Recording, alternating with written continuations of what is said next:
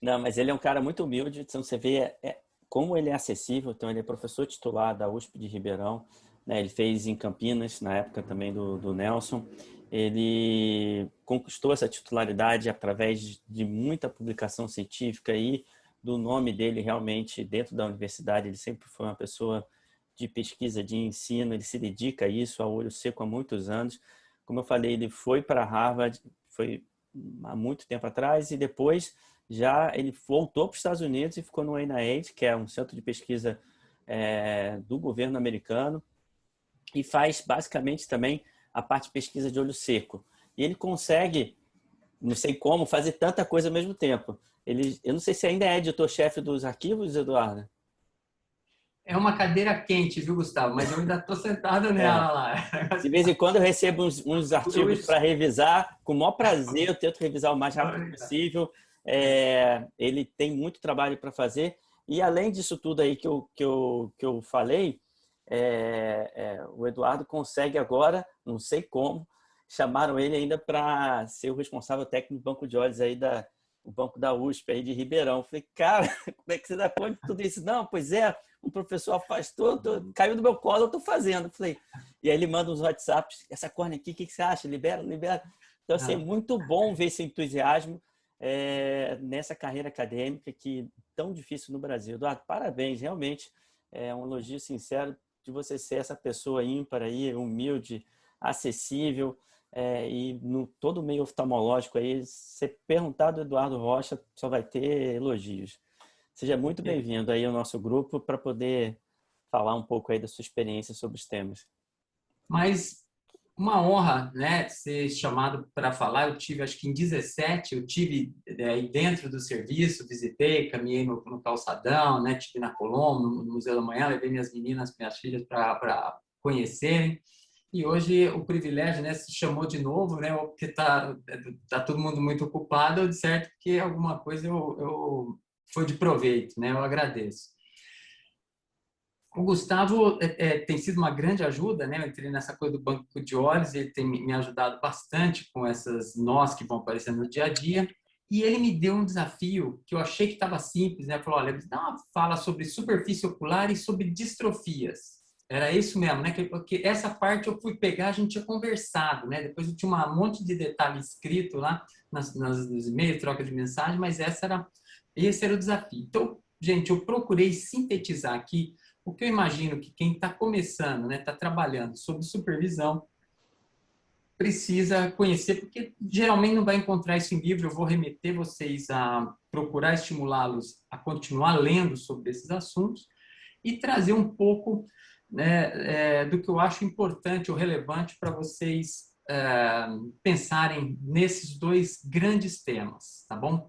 Dois grandes, eu chamo assim, superfície, porque é muito frequente, né? Eu acho que nem o cirurgião de retina, nem o médico de veite escapa da superfície, então é muita frequência em qualquer consultório, e distrofia, porque é um tema erudito, tá bem? A gente não vai ver muita distrofia, né? A maioria dos cirurgiões vai temer e vai olhar com cuidado para uma distrofia que eu vou destacar mais lá na frente, mas a maioria das distrofias são um elemento de erudição. Um dia vai aparecer um paciente no seu consultório e você vai falar, puxa, esse é um assunto que me destaca da massa dos oftalmologistas, né? Então, eu vou tentar passar alguns conceitos chaves para você se desenrolar diante de uma distrofia, tá bem? Né? São temas vastos, como eu comentei, e eu vou começar essa história contando de um médico que veio do norte, eu acho que ele é maranhense, não sei quem daqui conhece Manuel da Gama Lobo, se alguém o conhecer pessoalmente, por favor, se manifeste agora. E ele, depois de fazer os estudos dele na Alemanha, né, ele começou a faculdade, se não me engano, na Bahia, concluiu no Rio de Janeiro, e ele escreveu sobre uma doença que eu também só fui conhecer no NIH. Eu não sei se um grande erudito, que é o Bonfadini, sabe. É uma doença que se chama oftalmia brasiliana. Foi descrita em 1865 em alemão e em português. Ela está publicada na Gazeta Médica de Lisboa. Um dia eu falei, olha, eu pago qualquer dinheiro, porque eu procurei lá na biblioteca do NIH, não encontrei esse artigo. um dia eu fui num sistema de busca, eles me falaram, olha, você tem que deixar um adiantado aí, porque essas coisas dão trabalho. Eu deixei um adiantado lá e eu estava manobrando o carro, o cara me ligou e falou, escuta, vem buscar teu dinheiro que esse artigo está no Google. Então, na hora que vocês googarem Manuel da Gama Lobo, oftalmia brasiliana, vocês vão ter acesso a um texto, né, que parece um texto de Machado de Assis, detalha muito uma doença, eu vou ler um pouquinho para vocês aqui, que tem uma afecção geral, que se mostra quando o organismo está deteriorado, porque tem inflamação no fígado, inflamação nos pulmões, diarreia, mas os indivíduos com que ele se deparou, eram 4 crianças, estavam com os olhos derretendo, estavam com os olhos em melt, né, como a gente chama cornea melt.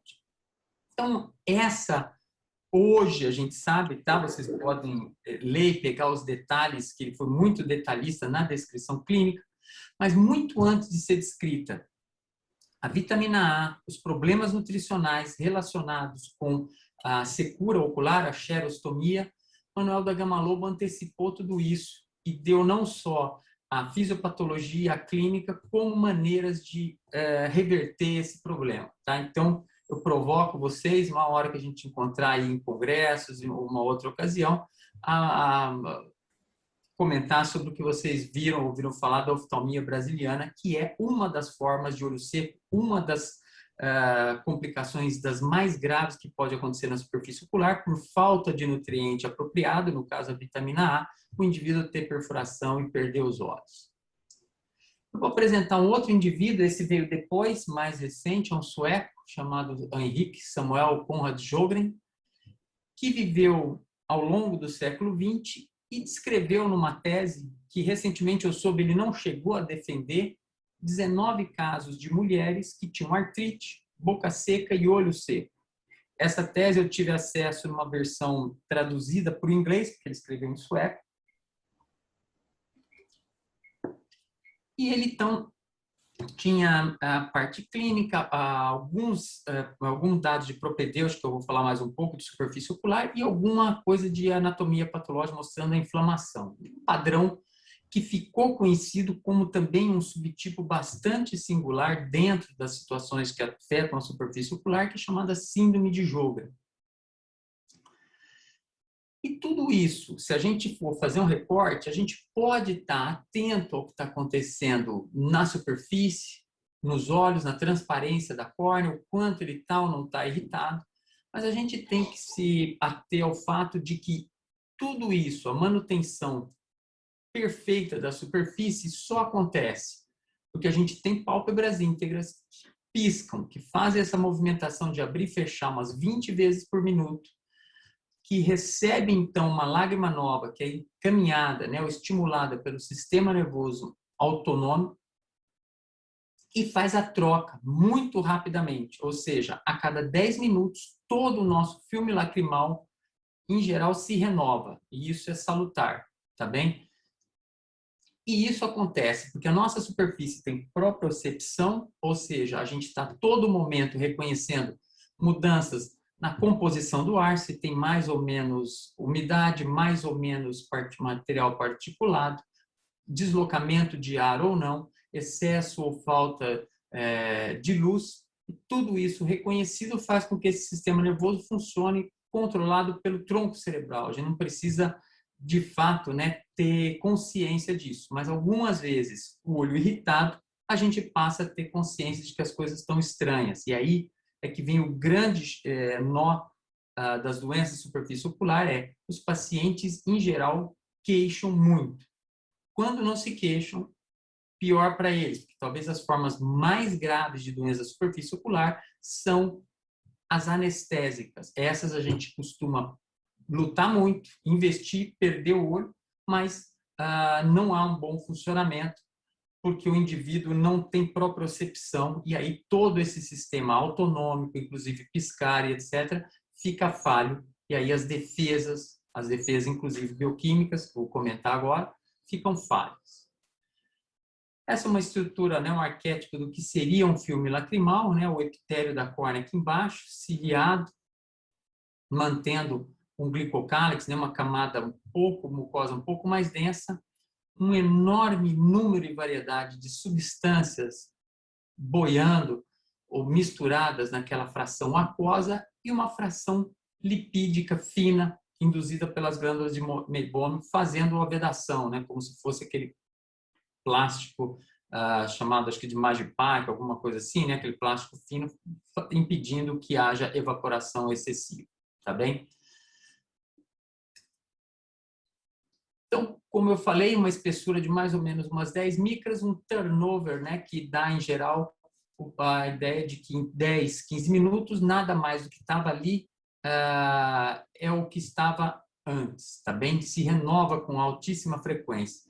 E nós estamos falando de mais ou menos uma receita de bolo que tem 7.000 ingredientes diferentes. Boa parte deles captados do nosso sangue, empacotados nos ácidos ou produzidos nas glândulas acinárias, recolhidos pelos ductos, eliminados, então, né, entregues na superfície ocular ou produzidos também nas glândulas acessórias, sejam elas de meibômio, sejam células caliciformes ou mesmo pelo próprio epitélio. Então, tem substâncias paráquinas, tem uma série de ingredientes. Praticamente todo ano, alguns novos ingredientes são revelados. Um grande ingrediente revelado foi pelo Dr. Alexander Fleming, a lisozima, antes de ficar famoso em 28 com a descrição da penicilina. Ele já notava que a lágrima dele, quando os olhos irritados, né, ela derramava a lágrima sobre as placas de Petri, ele abria clareiras naquelas placas. Ele tinha então substâncias que eram bactericidas. Ele chamou isso de lisozima e ela é um dos grandes elementos em proporção do que é presente na lágrima. Então, na superfície ocular, né, a gente pode estar lidando com questões de instabilidade, inflamação, hiperosmolaridade e defeitos epiteliais. Mais ou menos, né, como um pequeno vasinho que a gente pode ter no apartamento, né, a gente precisa de um ambiente favorável para que aquilo se mantenha.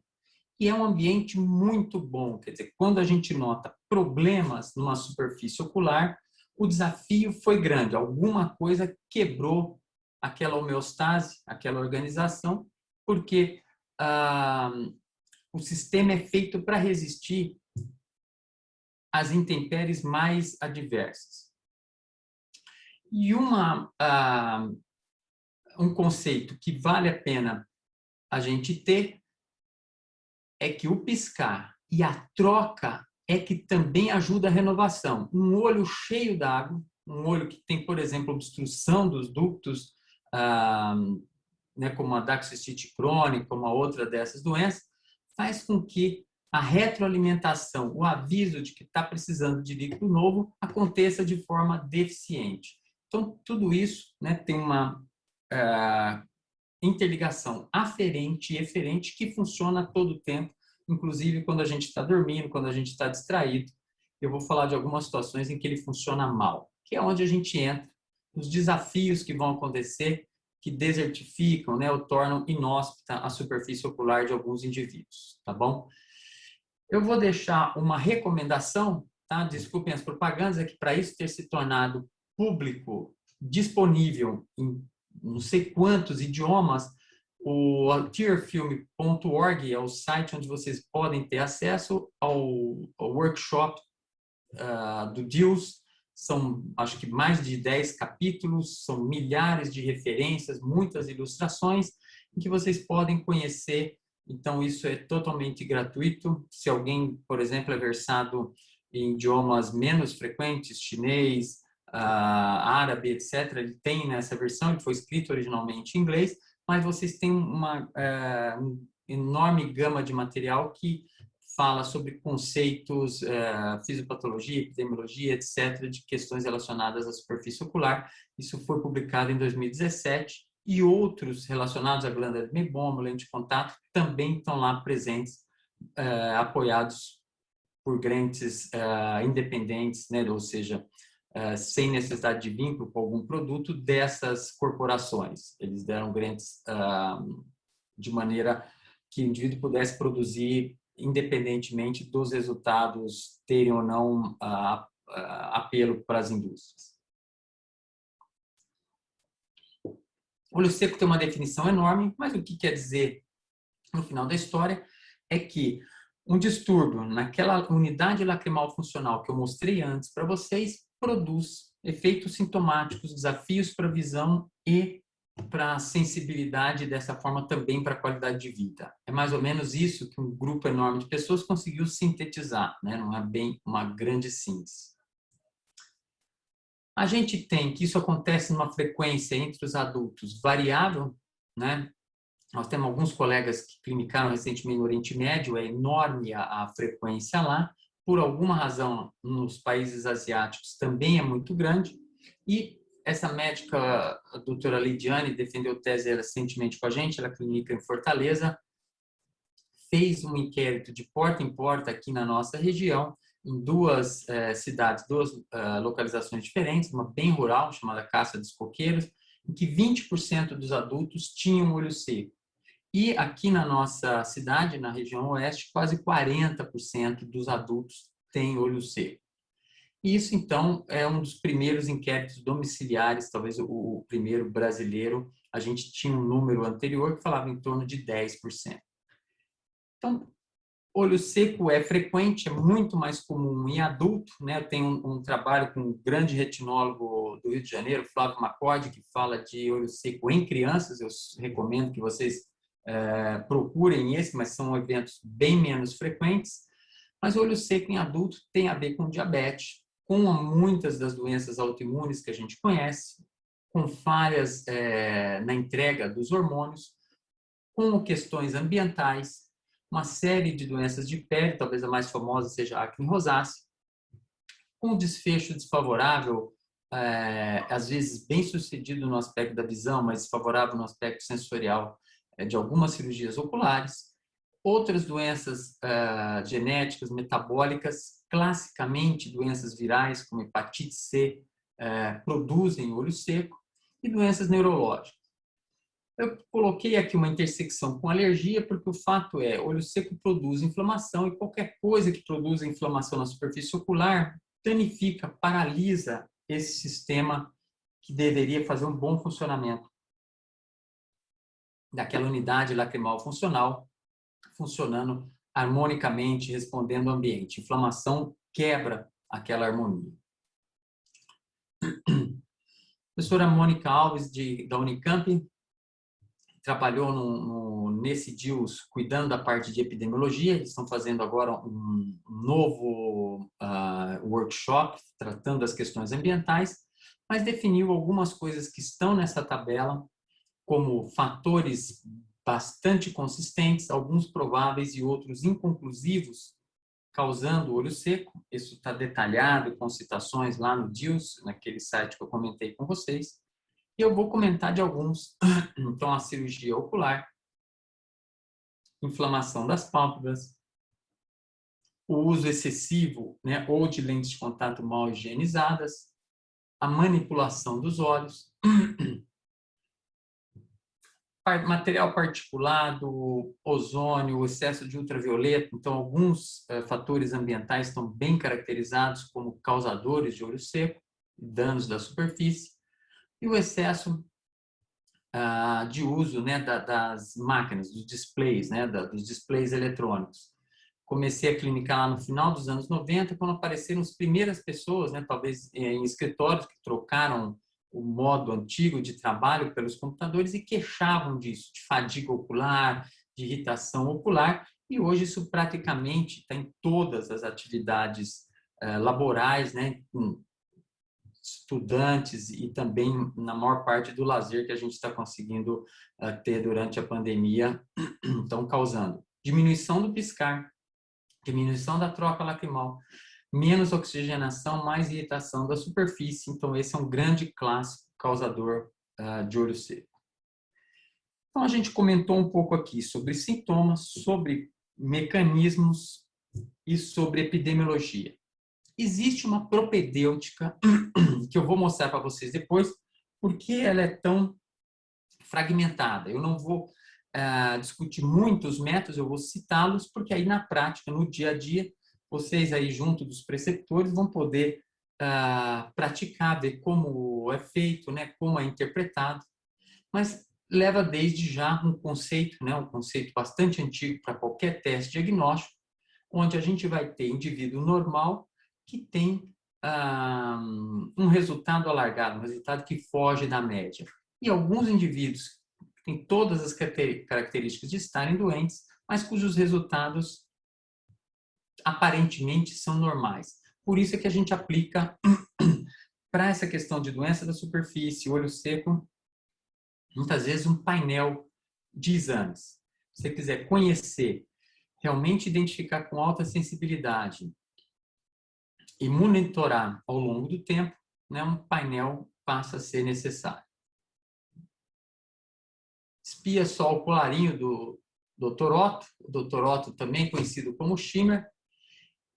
Eu acredito que ele, ao inventar o teste de colocar os papeizinhos de filtro, deixar 5 minutos e observar o quanto eles ficavam umedecidos e assim fazer a leitura, né? Eu desafio vocês também a conhecerem os vários testes do Dr. Schimmer.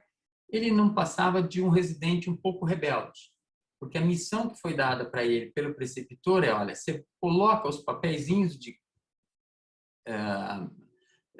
10 centímetros ou o que seja, e vai trocando a cada vez que eles molharem completamente. Então, era praticamente como fazer campimetria de Goldman, né? Eu acho que nem o Dr. Sávio, nem o Dr. Bonfadini passaram por isso, eu e o Nelson passamos há muito tempo atrás.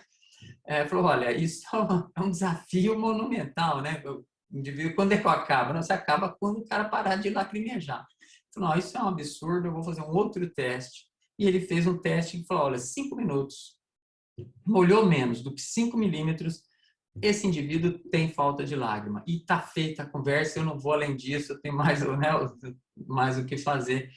Então, provavelmente foi um ato de rebeldia, mas o teste dele ainda é usado até hoje, apesar de ter uma sensibilidade, uma especificidade modesta. É possível que nós aqui conversando, se quem tiver no ar-condicionado, trabalhou o dia todo, vai estar com baixa produção de lágrima, principalmente se não bebeu água o suficiente ao longo do dia.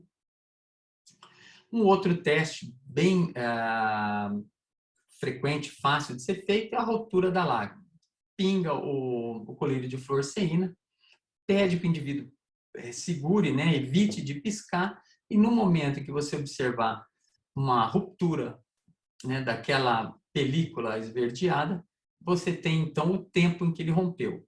Menos do que 7 segundos, em geral, tá bom? E essas limiares são variáveis, pode ser que no serviço o preceptor use outro, mas rupturas com tempo rápido indicam a má consistência do filme lacrimal. Um filme que fica indefinidamente, né, todinho coberto, esverdeado, 10, 15 segundos, não vai fazer como o Dr. Schimmer recomendou, né? Para de contar, falou, tá bom, né?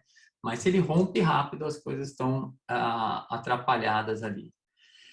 E a superfície ocular, ela é hidrofóbica, ela é lipofílica, é uma camada epitelial.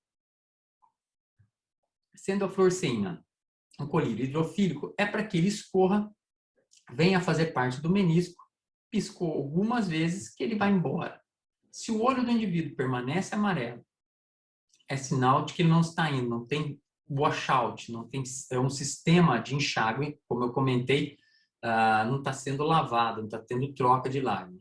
Se ele impregna no tecido corneano, formando esses pontinhos chamados ceratite punctata, mau sinal, sinal de que é a quebra da integridade do epitélio.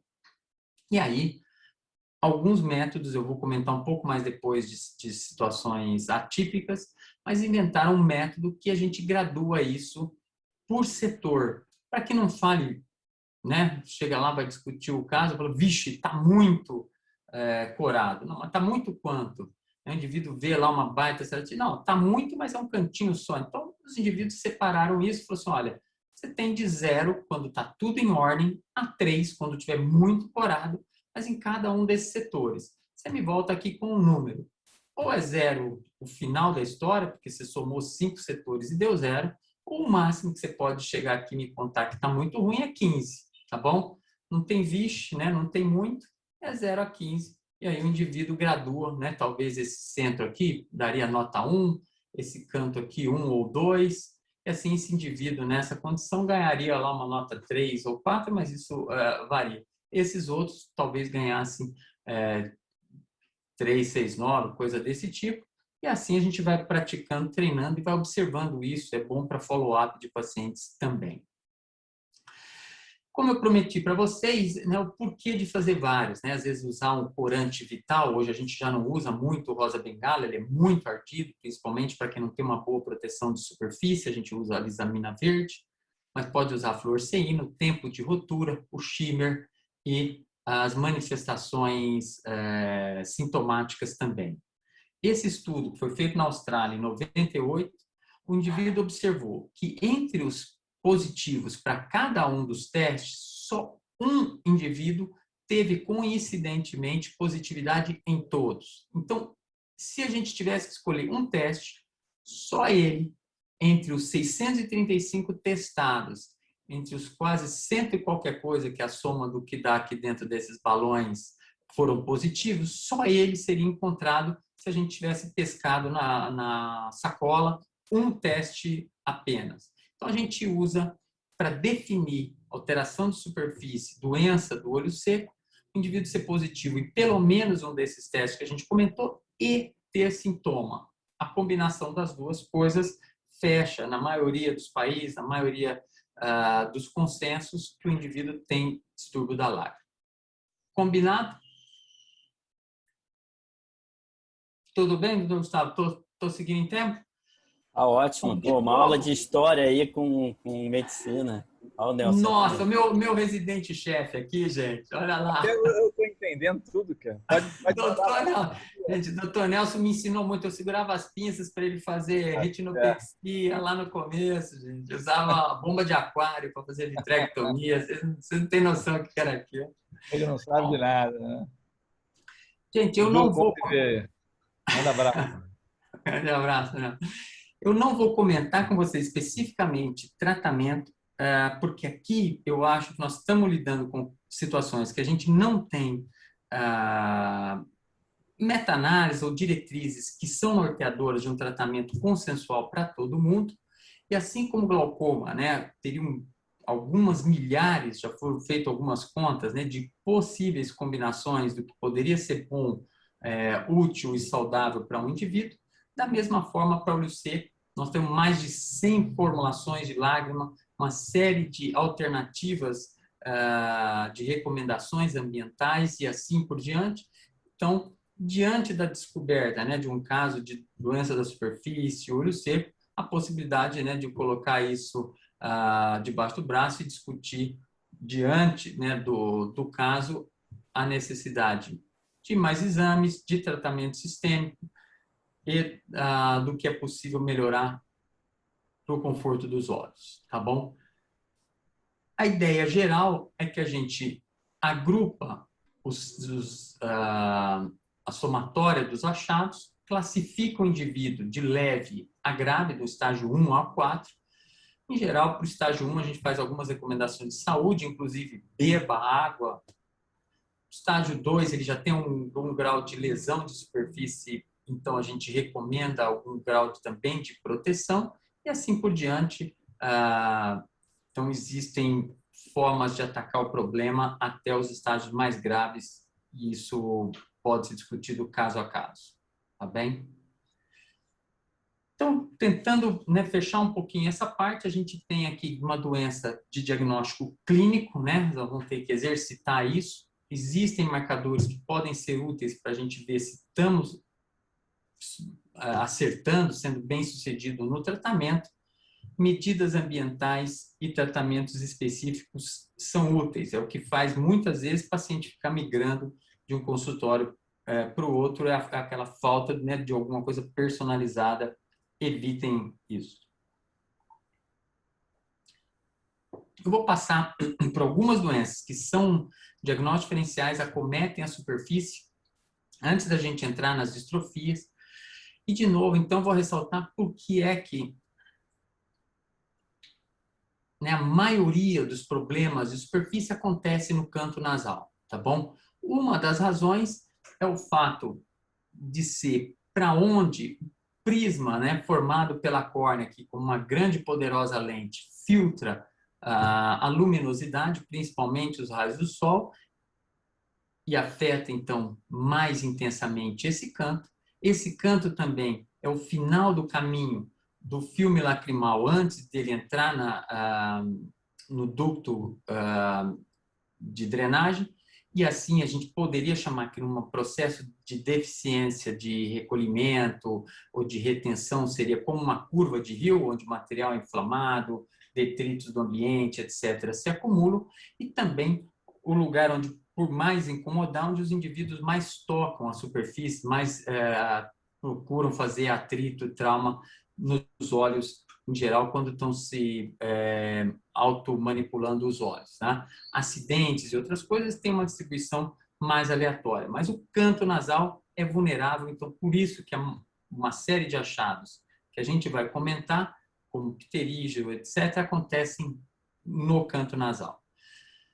Como eu falei, o colírio de fluoresceína é poderoso em antecipar problemas, né? Quando a gente tem coloração muito difusa, nós podemos estar lidando com alguma coisa que se distribuiu livremente, como infecções virais, irritação medicamentosa, algumas coisas que acompanham a borda da pálpebra, nós estamos lidando ou com cílios invertidos, a triquíase, ou doenças que produzem toxinas e incomodam, então, o epitélio dessa região, e é diferente da secura, que, em geral, bloqueia a área que está bem coberta pelas pálpebras e acomete a área mais exposta. Então, ceratite actínica, a exposição, o piscar incompleto, indivíduos que vivem com o olho aberto, e a secura são uma delas. Algumas doenças a gente só vai descobrir se abrir os olhos do indivíduo fora da lâmpada de Fenton. Uma delas é a ceratite límbica superior, que pode usar o colírio, ou ainda que não, mas como a esclerítica, eu vou passar rapidamente também, a gente vai conhecer se a gente abrir bem os olhos, pedir para o indivíduo olhar para baixo. Se a gente for direto para a lâmpada de Fenton, depois de colher a história, os sintomas, a gente vai perder sinais que são importantes. Geralmente a gente perde a chance de observar esse canto superior. A lente de contato deixa marcas quando está mal aplicada ou quando está incomodando, né? Num sistema que a gente chama de lesão às 3 e às 9 horas. E abrasões, triquíases, etc., deixam os rastros que são típicos, né, do movimento rápido. Então, uma coloração linear que segue o que foi esse mecanismo traumático.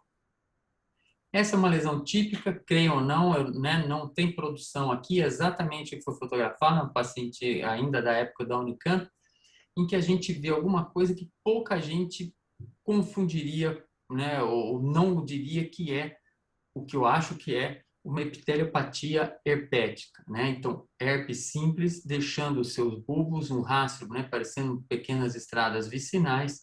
Então, a epiteliopatia ou ceratite dendrítica, né, formando esses como que dedos,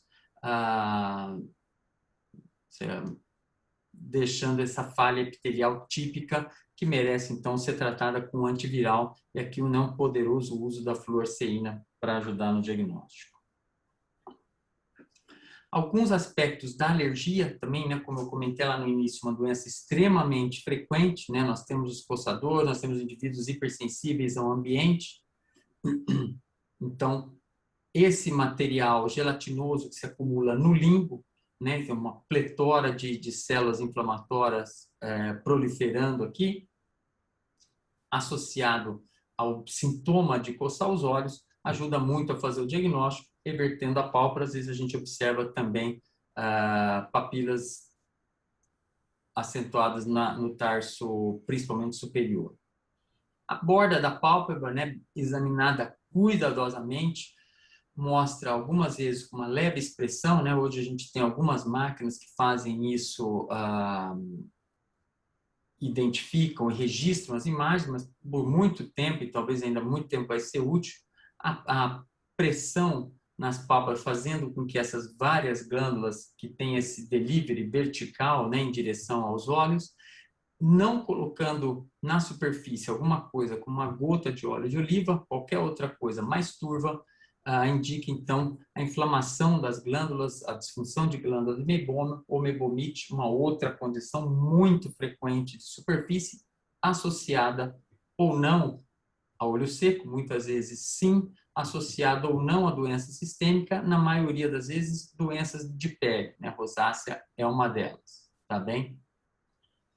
Então, aqui outros exemplos, né? Agora, a secreção mais seca, a superfície com uma chamada, com uma borda em escova, as gotas que não chegam a sair, e algumas vezes a superfície exposta, perda de cílios, a parte mucosa inchada, dando indício, então, de uma disfunção de glândula de Meibomian mais intensa. Existe todo um consenso a respeito de disfunção de glândula de Meibomian, também publicado, né? Tem um livro do IOVS. Eu vou trazer só um pequeno resumo aqui, né? Os fatores de risco podem estar relacionados com disfunção de andrógeno, né, nos indivíduos que por CA de próstata fazem bloqueio do eixo androgênico, doenças de pele, como eu já mencionei, agentes tóxicos, né, uso intensivo, excessivo de cosméticos e algumas doenças que eu vou tratar mais em detalhe já, que é cicatriciais. E aí essas formas, né, a forma da disfunção de glândula não cicatricial e a já cicatricial queratinizando as bordas, então dando indício de que realmente as glândulas estão bem atróficas ou no estágio mais avançado. E o desfecho disso tudo, sem o óleo protetor, então o olho seco evaporativo, né? Não venha se produzir fração aquosa, não venha se piscar, porque a perda para o ambiente é muito grande e aí o tempo de rotura fica muito rápido e a sensação provocada por aquelas áreas de ressecamento deixa isso tudo muito desconfortável. Algumas vezes as glândulas obstruem, né? Talvez seja uma das coisas que estão sendo mais fáceis da gente tratar na pandemia pelo WhatsApp, né? As fotos de Ordel e tal. Mas fica alerta porque no idoso, como fator de risco, e na borda, a gente pode ter carcinomas espinocelulares, basocelulares, mas na ordem de gravidade, né, desses tumores epiteliais, o tumor de glândula sebácea, o tumor, então, de glândula de Meibomian, é mais agressivo que o basocelular, que é mais agressivo que o espinocelular.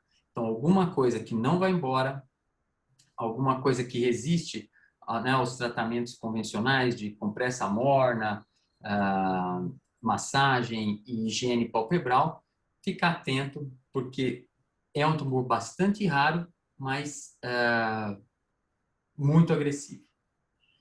Doença muito agressiva também são as esclerites. Elas merecem uma aula inteira, tá bom? Não vou me deter, mas um olho vermelho que você examina dessa forma como eu falei, né? Deixando um pouco de lado a lâmpada de fenda, o biomicroscópio, e observa afilamento da esclera, exposição da úvea.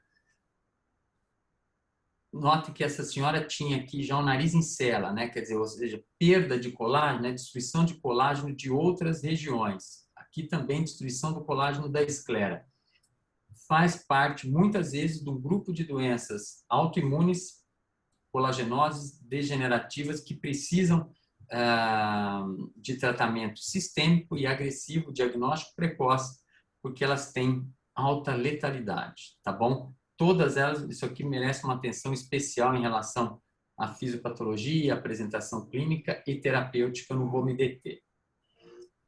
Não vou me deter muito, né? Eu sei que principalmente os residentes estão começando, são muito fãs do pterígio, né? Como eu comentei, a maioria das vezes ele vai cometer o canto nasal, por aquelas razões que a gente comentou, é a região mais vulnerável, mais suscetível a lesões crônicas, tanto por radiação ultravioleta como por agentes externos, mas podem ter formas mais agressivas, chegar a obstruir a visão ou distorcer a curvatura da córnea a ponto de atrapalhar a visão. Abordagens terapêuticas, existe uma série delas para lesão primária, lesões recorrentes, eles recorrem bastante, tá bom? Então, eu vou mencionar aqui como uma das lesões muito frequentes de superfície.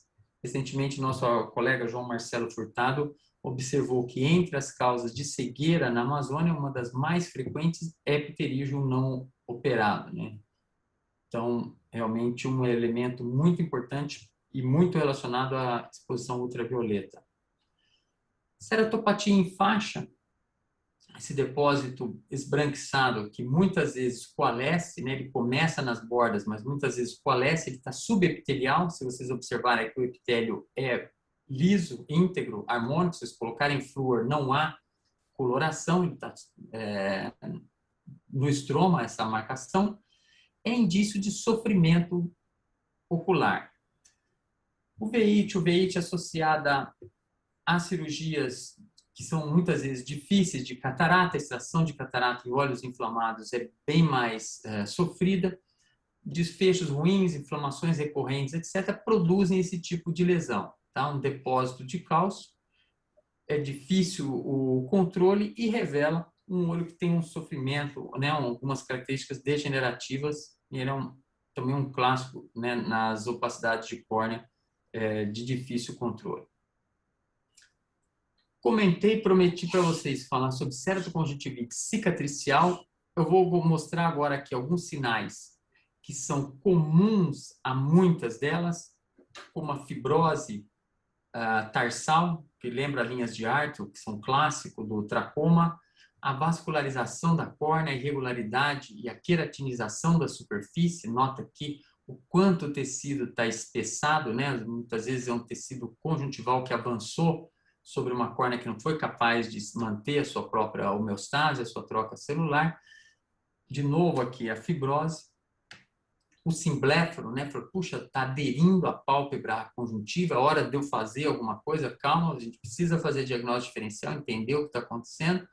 E a fibrose que é tão grande que puxa, né, a borda palpebral e os cílios acabam virando para dentro e coçando frequentemente a superfície e aí produzindo epiteliopatia, desconforto, é um outro sinal frequente. A queratinização aqui mais avançada, né, nota que a pálpebra já está quase grudada no globo ocular aqui na superfície, a queratinização, já perda dos cílios. Então, esses são comemorativos de ceratoconjuntivite cicatricial avançada. Não é tudo igual, essa é a mensagem. Observando isso, respeitem essa superfície, ela está em profunda desagregação, células caliciformes, ponto de escoamento da lágrima, produção de lágrima já está indo muito, sendo muito perdida. Perda de sensibilidade, né? Uma superfície espessada dessa tem muito pouca sensibilidade e os vasos dão indícios disso. O que nós precisamos saber é qual é a doença, porque elas têm na ceratoconjuntivite cicatricial situações que são muito, muito distintas em relação a tratamento, em relação a prognóstico, tá bem? Então, poxa, mas diante de uma coisa tão disforme dessa, como é que eu vou chegar num diagnóstico? Muitas vezes voltando na história, tá bem?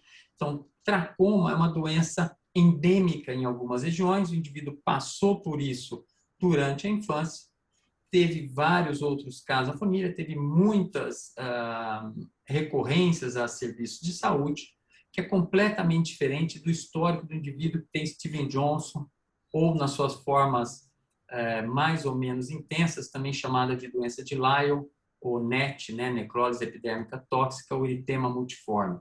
Esse indivíduo, eu vou detalhar um pouquinho mais já, ele teve exposição a um agente sistêmico, ou microbiano, ou mesmo medicamentoso, que produziu em algum dia uma doença do tegumento, que pegou mucosa, indistintamente pele, provavelmente levou ele para o hospital, e ele ficou com aquelas cicatrizes, tá? Diferente do tracoma. Diferente da conjuntivite lenhosa, o indivíduo simplesmente nasceu com falta o defeito no gene do plasminogênio, então ele tem dificuldade de dissolver quando produz lesões, ele só vai descobrir isso quando ele passa a ter algum tipo de lesão no tegumento.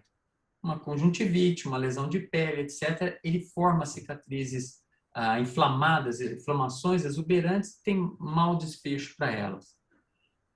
É completamente diferente da queimadura alcalina, né, que por acidentes de trabalho ou outras razões para o indivíduo, né, receber álcali sobre os olhos, e diferente do pemphigoide cicatricial, que é uma doença de pele frustra, mas ocular exuberante, e essa merece tratamento imunossupressor sistêmico, e o pseudopemphigoide, que simula nos olhos e só limita aos olhos, mas está relacionado com alguma substância tópica, alguma coisa caindo frequentemente sobre os olhos, tá bem?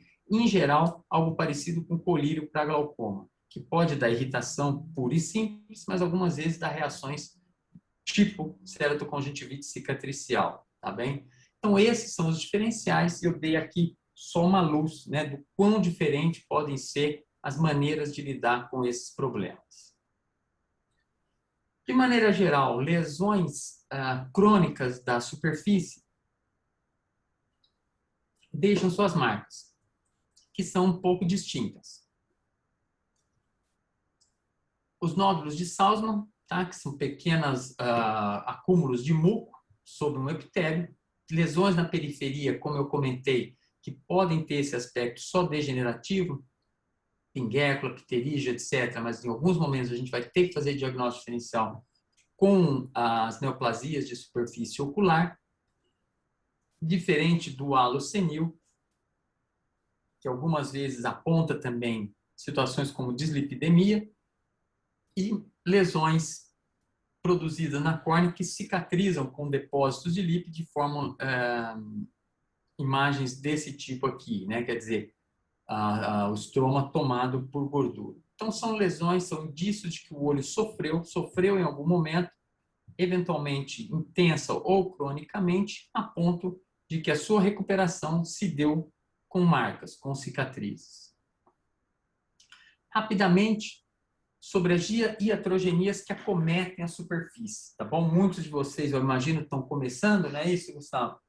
E aí, o Steven Johnson é uma doença que, se vocês olharem lá no livro, né, ela tem uma série de possíveis causas, uma tabela que pega, em geral, uma página inteira, mas a grande maioria foi causada por coisas absolutamente triviais, que um dia todos nós já passamos por algum doente. E só talvez não causou Steven Johnson porque não era para acontecer ou porque não usou por tempo suficiente. Ninguém tem Steven Johnson usando dipirona, sulfa, remédio para epilepsia, remédio neuroléptico de maneira Os geral. Estados Unidos nem fazem dipirona, né? Pois é, não faz nem clorafenicol, mas tudo bem. Mas na Inglaterra, lá do Nelson, o pessoal gosta do clorafenicol, né? Adoro. O pessoal toma chá 5 horas. Bom, mas o fato é que, se a gente encontrar alguém assim, que estava em uso de uma substância dessas banais, provavelmente aquilo despertou uma autoimunidade que se virou contra a microvasculatura do tegumento, e eu acho que eu não sei se eu trouxe mais detalhes, mas mucosa oral e etc., a mucosa ocular fica bem acometida, e o que a gente observa é isso, um monte de célula inflamatória obliterando os vasos, o tecido passa a ser malnutrido, a pele sem nutrição, ela seca, forma todas essas grandes massas, áreas de material necrótico. Algumas vezes isso pode ser letal. O que sobra algumas vezes é que o oftalmo, o tecido aí, tendo perdido suas células caliciformes, suas células progenitoras de troca de epitélio, se queratiniza, se defende como pode, vasculariza e fica com um aspecto desse tipo. Tá bem? Então, frequentemente causado por medicação, mas em geral usada por mais do que 2 semanas. Lentes de contato podem induzir, né? Eu estou falando de lentes usadas inadvertidamente. Ainda recentemente nós tivemos um caso de acantameba aqui, com todas as chances para não acontecer, né? Filho de médicos usando chance de usar as lentes, né? Com todas as possibilidades de troca, de higiene, né? Sem grandes problemas para isso, mas se deu ao luxo. mas algumas vezes nós estamos falando de pacientes ou por afasia ou por ectasia, que são muito dependentes das lentes, têm problemas para fazer manutenção periódica, trocas das lentes, elas vão criando esses depósitos e aí criam situações que uma abertura de epitélio, uma fragilidade no tecido, deixa então com que micro-organismos proliferem no tecido. Esse é um caso, não sei se Nelson talvez vai lembrar, um paciente que frequentou muito um serviço na época de Campinas. Ele nasceu com um problema que é raro, que se chama ectodermodisplasia hipohidrótica. O indivíduo tem um problema do tecido ectodérmico e produz maus anexos, né? Nota que os cílios são falhos, as sobrancelhas são falhas, ele é muito vermelho. Então, ele tinha problemas com glândulas sudoríparas, trocas de calor e etc. Mas até aí o que ele tinha, ele era uma criança mal diagnosticada, na época a gente só conheceu ele adulto, mas mal diagnosticada, que tinha olho vermelho com frequência, não produzia lágrima. O que acontece é que para clarear os olhos dele, ou para amenizar a inflamação, a ideia foi utilizar corticoide. Corticoide com frequência, naquela época, corticoides formulações fortes, fizeram com que ele ganhasse 2 comemorativos desnecessários, mas muito associados com corticoide. Catarata precoce e glaucoma de difícil controle, tá bem? Ele é um caso curioso porque a gente, né, como médico, acha que sabe mais do que a família. Mas a mãe falava, olha, esse olho dele está aumentando. Eu falei, minha senhora, isso não acontece. O filho já passou da adolescência, olhos só crescem até os 5, 7 anos de vida. Depois os olhos não crescem mais. Não, doutor, o olho dele está aumentando. Passava outra visita, passava um ano, olha, o olho dele está aumentando. É um olho muito inflamado, difícil a visão e etc. E realmente, um dia, quando a gente foi fazer medidas e comparar com medidas anteriores, ele tinha feito um buftalmo na vida adulta. Tá? Então, buftalmo é uma coisa muito associada com glaucoma congênito. Ele tinha pressão elevada nos olhos, mas ele foi desenvolver um buftalmo na vida adulta. Ele acabou ficando muito antiestético, era um olho já sem visão, o que a oculoplástica né, deu uma resolução estética para essa condição, mas a gente acabou tendo que publicar esse caso porque a gente não sabia, né? Tivemos que admitir, falou, foi a mãe que fez o diagnóstico, que a gente resistiu bravamente para dizer, falou, olha, minha senhora, isso não acontece, né? A gente nunca viu um glaucomatoso, um glaucoma agudo com o olho crescendo, então a gente achou que isso não acontecia. Mas ele agora está registrado, a nossa ignorância está registrada inteirinha lá. E essa é uma outra lesão típica, né? Quer dizer, uma córnea devastada aqui, vocês veem que boa parte dela cora com forceína, ou seja, não tem o epitélio aqui, muito vermelho. Alguma coisa não está indo bem. Isso acontece, né, de aparecer nos serviços de pronto atendimento, de urgência, né? Eu procurei poupar as pessoas aqui, mas o que acontece é que alguém viu esse indivíduo, né, com um trauma de trabalhador braçal, tem uma série de atividades que produzem, admitem vulnerabilidade para os olhos. Ele teve uma lesão, mas por alguma razão a pessoa que atendeu resolveu que seria de bom tom dar colírio anestésico para ele. Ele tinha, segundo a pessoa, muita dor, de 8 em 8 horas. Ele acabou que não conseguia controlar com essa frequência, passou a utilizar mais ainda. Então, o que fica aqui para a gente o recado? O resultado de colírio anestésico frequente, né? Ou seja, é mais ou menos esse, a destruição da córnea.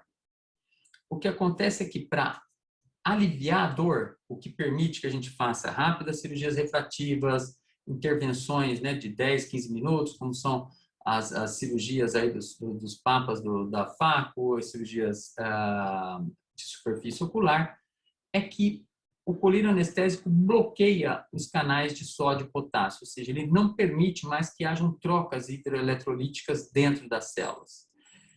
E isso alivia a dor, porque os receptores de dor funcionam de forma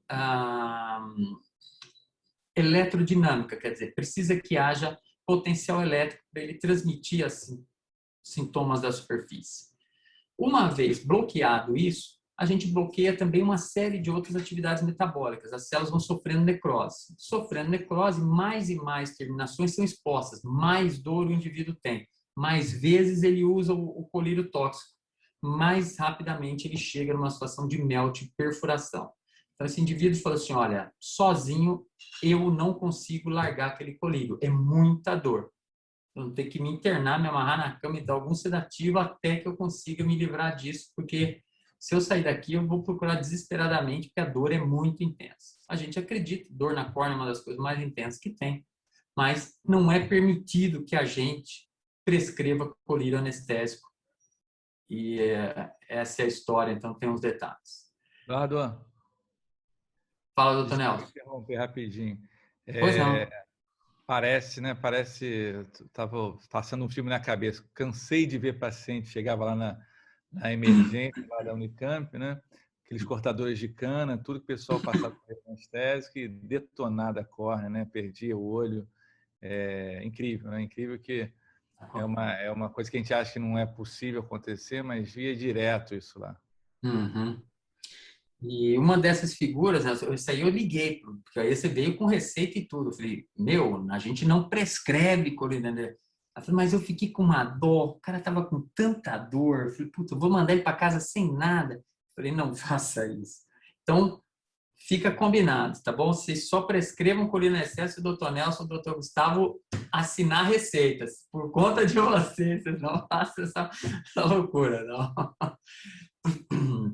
Bom, como eu comentei, superfície ocular, vocês podem absorver bastante informação através desse site do Tear Film, né? Tem os reports todos lá de glândula de meiboma, de lente de contato e de olho seco atualizado.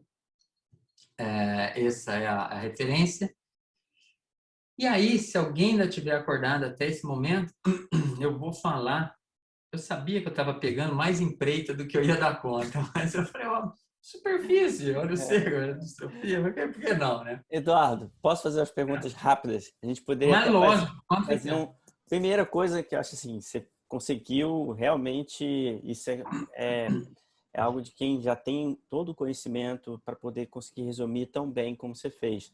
E uma das coisas que você falou, que eu acho que é bem importante, está mais presente a síndrome do olho seco no dia a dia para todo mundo. E geralmente o paciente que fica com a gente é aquele que eu atendo muito olho seco no consultório, que fala assim, caramba, eu já fui em 5, 8 oftalmologistas, ninguém fez um teste de shimmer, ninguém deu a importância para essa minha queixa que o senhor está me dando. Então, pessoal, isso é muito importante. Às vezes o paciente ele vai ser fidelizado com você quando você der a importância na queixa dele. Ah, é só só uma ceratite, só um olho seco leve, mas a queixa dele a gente tem que ouvir. Esse é um ponto importante que você falou, que eu acho que para os residentes tem que ficar a lição.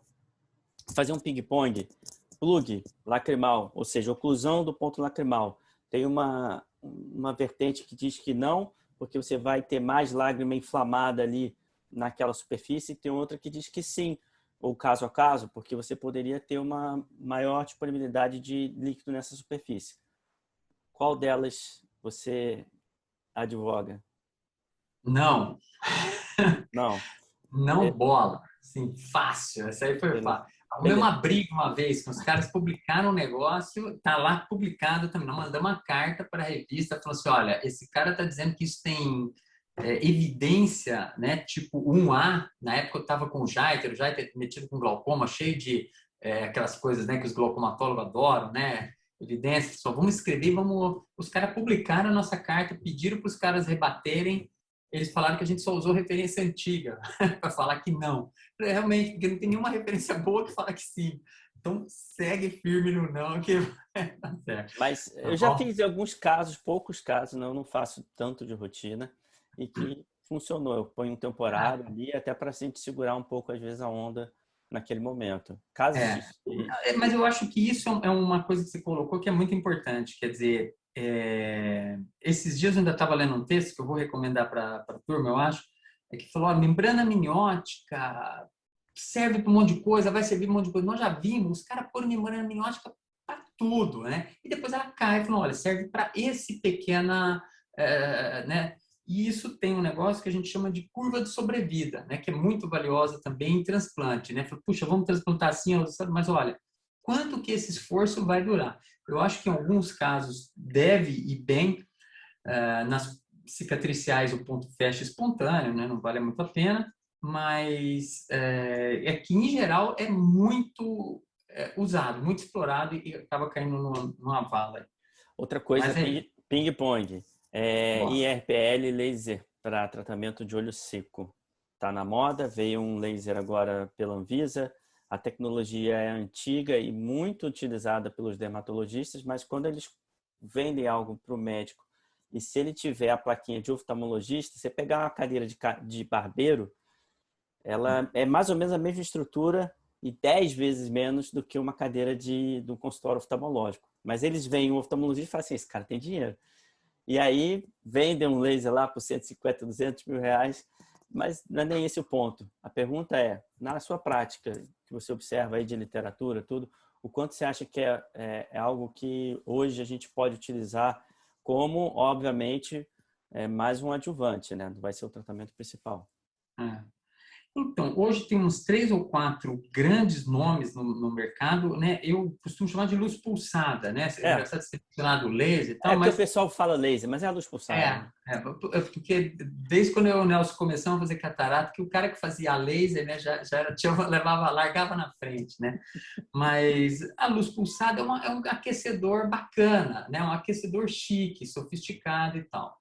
Só que, de novo, está super bem precificado. Então, ele pega uma pessoa que às vezes está vulnerável, como você falou, puxa, passou com um monte de gente, agora o cara está me oferecendo um céu, né?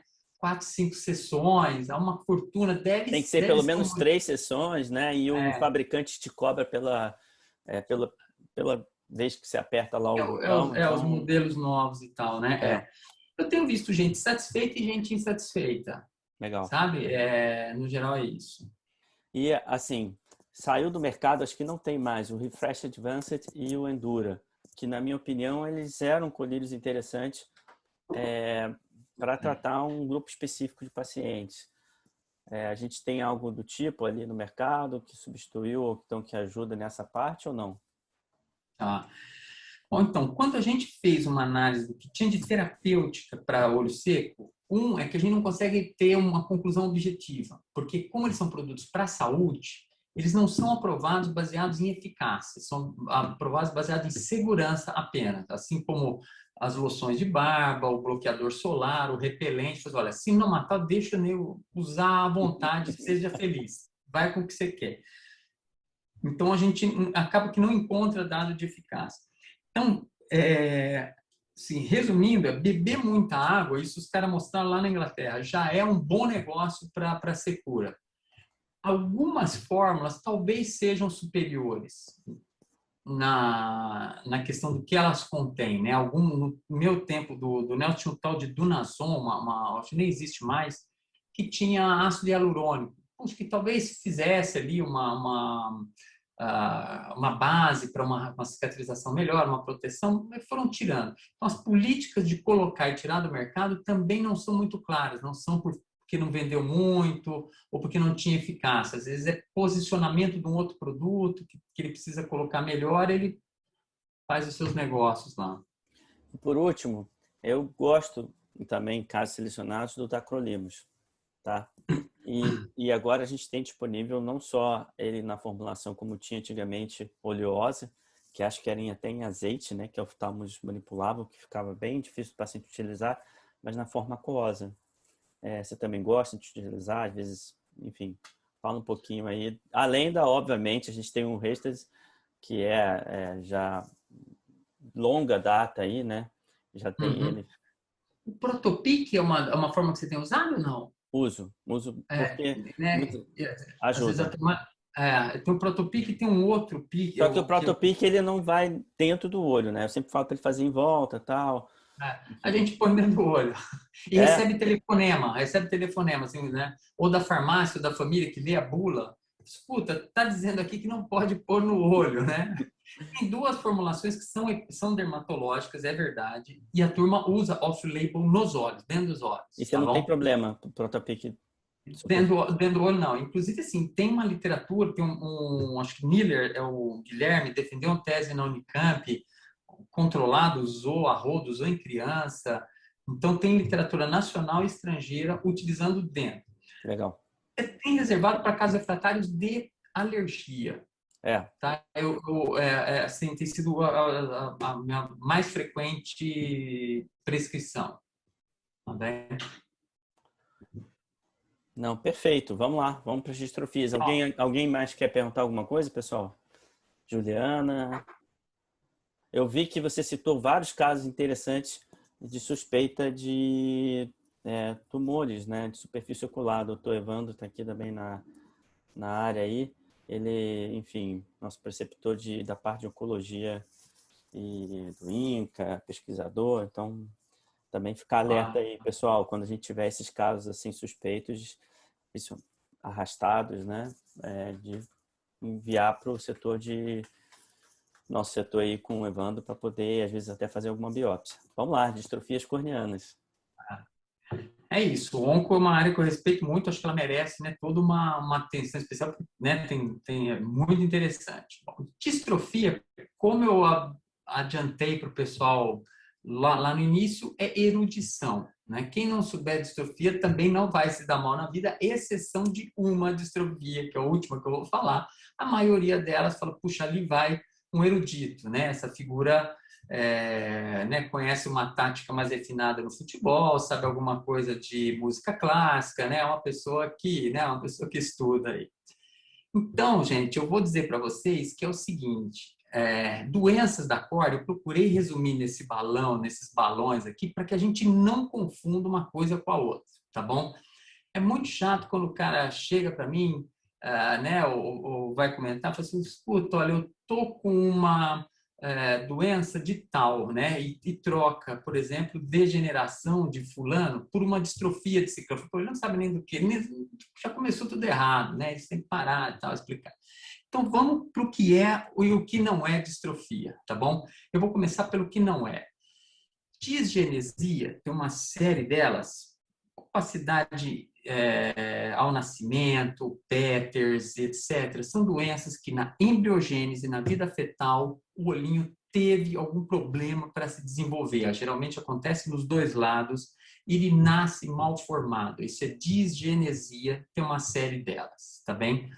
Síndromes ICE geralmente acometem um dos olhos, em geral, friamente, ele vai se opacificando, vai se modificando, a gente atribui a doença viral intraocular, a gente não tem uma boa ideia das causas, mas em geral são monoculares e acometem adultos. Ceratites tem uma gama enorme, a gente comentou de algumas ceratoconjuntivites, etc. Ela pode ser infecciosa, aí nós estamos falando desde protozoário, como ameba, até chegando em vírus, passando por um monte de micróbio. Tem as neoplasias, as epiteliais são as mais frequentes, mas tem uma série delas. As degenerações acontecem quando o indivíduo nasceu com córneas perfeitas, mas utilizou-se delas de uma maneira inadequada. Se expôs demais à ultravioleta, deixou cair coisas sobre os olhos, meteu a mão, coçou, etc., alguma coisa, e ela se refez, se defendeu como pode. Tem alguma daquelas degenerações que eu comentei, Salzmann, alucenil, ceratopatia em faixa, alguma daquelas coisas que a gente comentou lá atrás. Ectasias, quando o estroma vai se modificando, geralmente absorvendo, perdendo conteúdo, perdendo espessura, ela muda o formato. Em geral, epitélio e endotélio são normais. E aí vem as distrofias. Notem que eu não falei delas, é o que nós vamos discutir agora, tá bom? Então, foco agora na distrofia, que é o tema dessa conversa. Essa é a estrutura da córnea, né? Um belo epitélio com células basais todas aqui animadonas para fazerem mitose, vão subindo, vão perdendo isso, então por isso que isso é chamada camada basal, vigorosa, vai ficando com aspecto de espino e depois uma camada achatadinha, já são as que vão ficando velhinhas e vão se esfoliar e serem repostas. A membrana basal, a camada de Baumann embaixo, uma enorme camada estromal, Recentemente, o Dr. Du achou uma camada e batizou com o nome dele aqui, uma camada estromal um pouco mais definida, mas também repleta de colágeno e rarefeita em ceratócitos, para dar lugar a uma camada fina, bem elástica, chamada de DCM, e o endotélio, tá bem? Tudo isso tem característica estrutural e funcional típica e sua. Distrofia é isso que nós vamos comentar agora. Opacidade, bilateral em geral, pode ser simétrica, mas é bilateral. Hereditária, então, dependendo da forma de herança, vai encontrar mais alguém na família, né? Ou o rapaz da net, ou o leiteiro, o padeiro, etc., que tem alguma coisa parecida. E ela é progressiva. Nas córneas, em geral, nascer fora duas, né? Que são a polimórfica posterior, que é do endotélio, e a shed.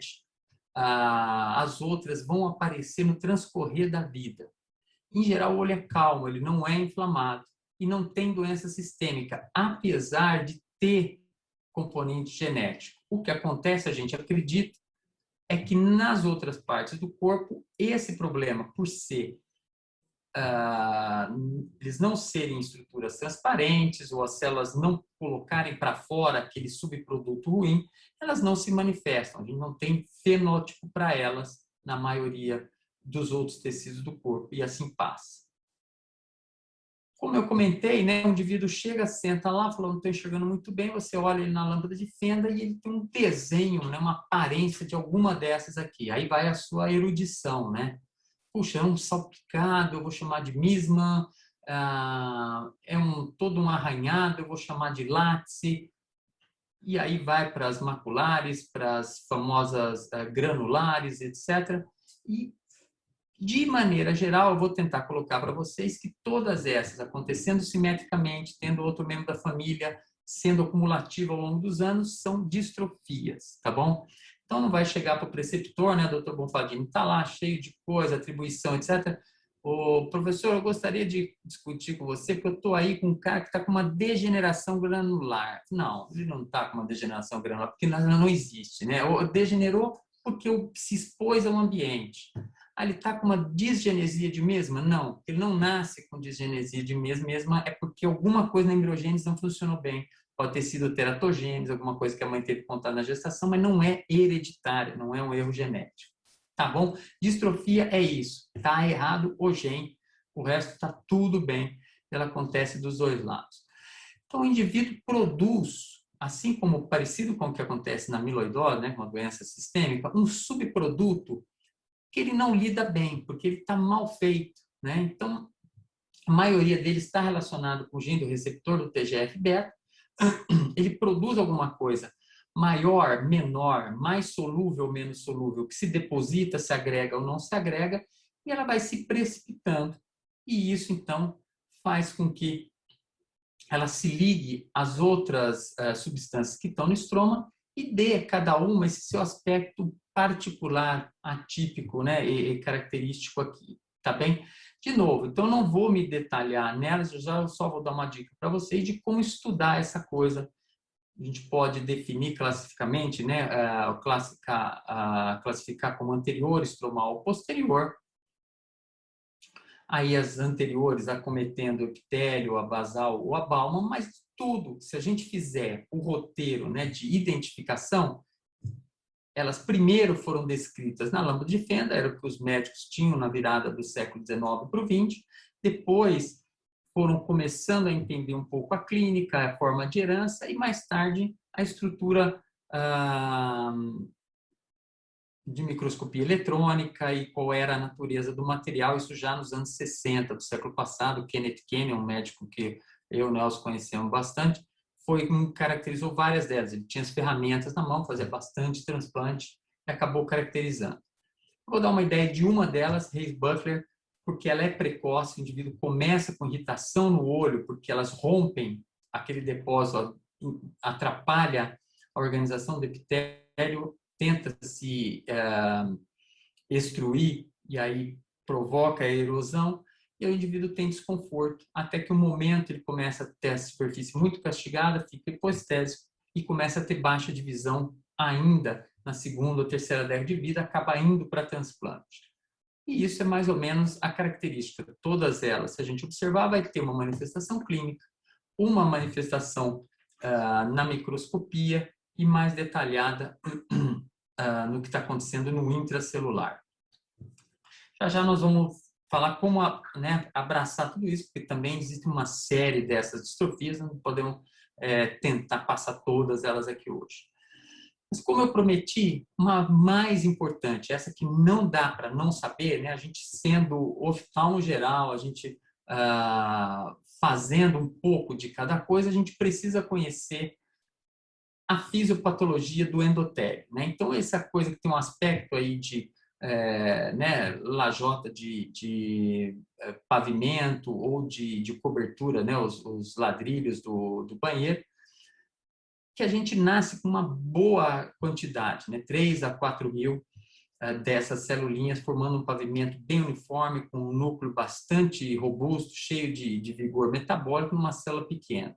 Ao longo da vida, a gente vai perdendo elas e esse núcleo vai perdendo essa vitalidade, esse vigor vai ficando proporcionalmente menor e a célula procura aumentar o seu tamanho e algumas vezes de formas irregulares para dar conta da superfície. Aí acontece que algumas vezes ela não dá conta de descobrir toda a superfície, principalmente na região central. E como eu falei, a DCM, que é uma borrachinha, acha um espaço entre elas e acaba extruindo. E aí, quando a gente olha na lâmpada, a gente vê alguma coisa parecida. Algumas pessoas falam em prata batida, mas é parecido com a casca de uma laranja. Então, tem um monte de poros. É como a gente observa isso, que são as gotas, porque na verdade elas estão gotejando lá para o lado de dentro, né? Então, a distrofia de fluxo a gente precisa conhecer porque ela está dizendo que o endotélio não está mais dando conta estrutural e funcionalmente da deturgescência da córnea. E aí, a ideia é que quando a gente observa ela clinicamente, é possível que a espessura já esteja no limite ou passando, que a contagem de células esteja passando, mas o que a gente quer mesmo na residência é operar catarata. E aí a gente precisa fazer diagnóstico disso, porque senão os desdobramentos futuros, né, o indivíduo ficar com edema de difícil resolução ou perene e precisar de uma outra intervenção, são muito chatos quando a gente não antecipa, né, não conversou disso em detalhes com o paciente. Então, se de todas as distrofias você escolheu uma para carregar, é bom que seja distrofia de fluxo. As outras dão uma boa ideia de que cada um de vocês aqui é um erudito em oftalmologia e assim será para seguir o legado do Dr. Gustavo Bonfadini. Mas para Fuchs a gente tem algumas alternativas, tá? Isso é variado, a gente observa mais em mulheres, mas em homens às vezes ela é mais precoce. Então você pode aliviar um pouco o trabalho do endotélio, isso tudo são conceitos. A gente não tem grandes estudos cuidando disso, mas diminuindo ou aumentando aqui a deturgescência pelo lado externo, e isso é um pouco em vão, essas soluções hipertônicas são desconfortáveis, tá? Eu realmente não recomendo, a princípio, utilizar isso. Algumas pessoas usam hipotensores, beta-bloqueador, etc., para assim diminuir a produção de líquido, né, e fazer com que as bombas de sódio e potássio aqui tenham uma vida, um alívio. E o inibidor da ROC, né, tem uma série deles, tem colegas às vezes importando, mas de fato a evidência de que ele funciona é só sobre a manutenção do endotélio que foi transplantado, né? Apesar do pessoal estar usando ela para edemas de córnea de diversas naturezas aí, não existe boa evidência clínica, até onde eu conheça, o Dr. Bonfadini pode me desmentir, de que ela seja Os útil. meninos, acho que eles vêm, eu aqui no Rio, Eduardo, eu vejo acho que uns 10 pacientes de distrofia de fluxo por dia.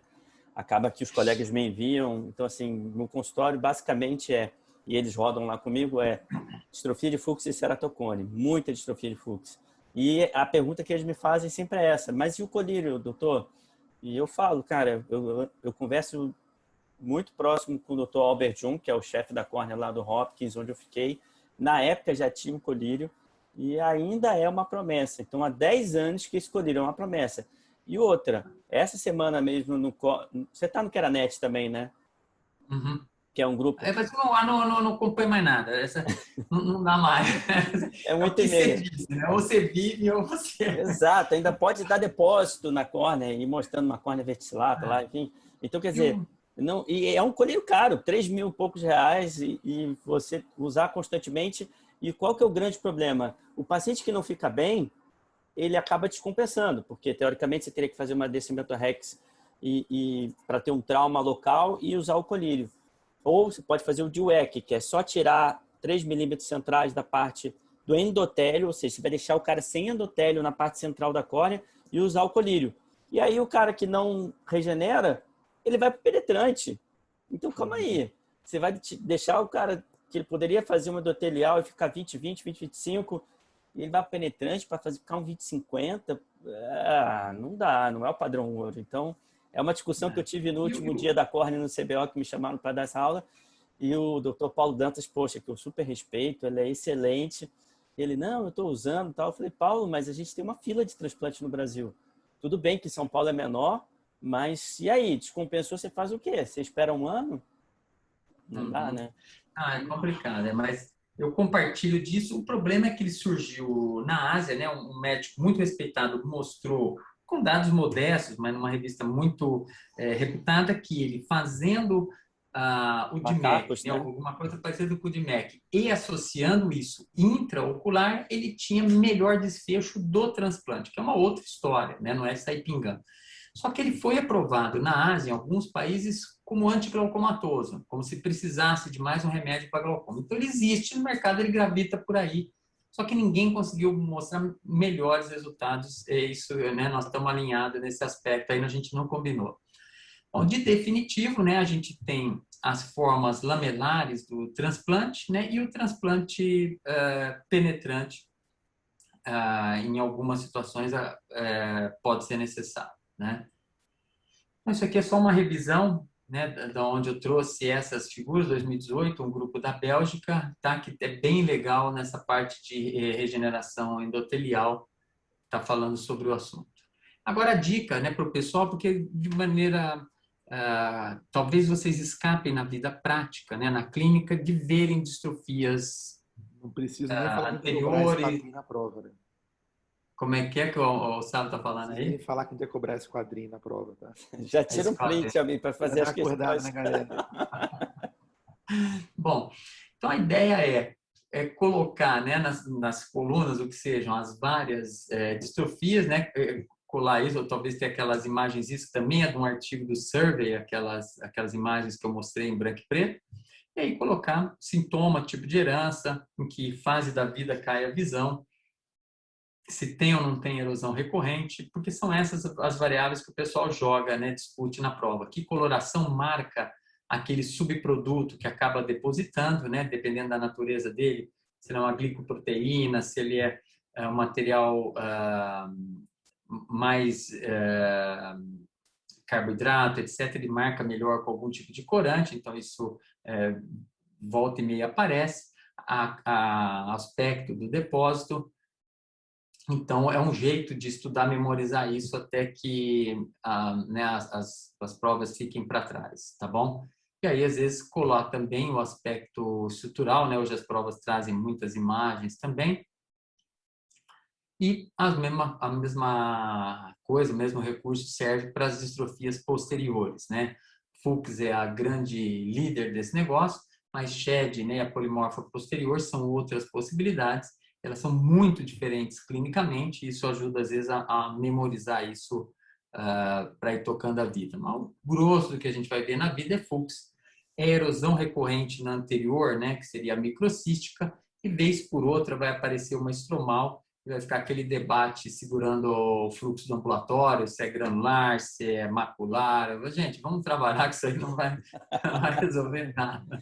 Vai ser legal você falar que até 4% da população norte-americana, a gente não tem os dados brasileiros, até 4% da população acima dos 40 anos vão ter distrofia de Fuchs. Olha quanta gente vai ter. Então, o residente R1 nosso já sabe, de tanto ver, eles já sabem ver gutata. E já, óbvio, se você está conseguindo ver um endotélio com alguma coisa, provavelmente tem algo errado ali. Óbvio, dá para ver, dá para contar ali na nota de fenda, eles já aprendem. Então, assim, é muito prevalente e tem muita gente boa que às vezes não consegue ver, não sabe ver um fluxo, indica catarata e aí que a gente tem as complicações, né? Legal. Bom, eu não sei se eu cumpri a meta, viu? Mas eu sei que eu passei muito do meu tempo aqui. Nossa, mãe. Professor, muito obrigado. Excelente. Você é uma alma magna, hein? Vou fazer um fellowship lá em Ribeirão. Eu que agradeço. Vou lá, Meu obrigado. professor, gente, eu aprendi muito com o Dr. Nelson, passando pinça para ele, entendeu? Passando McPherson, na época era uma pinça que existia, vocês não vão falar tesoura de conjuntiva, essa não está funcionando, eu quero outra.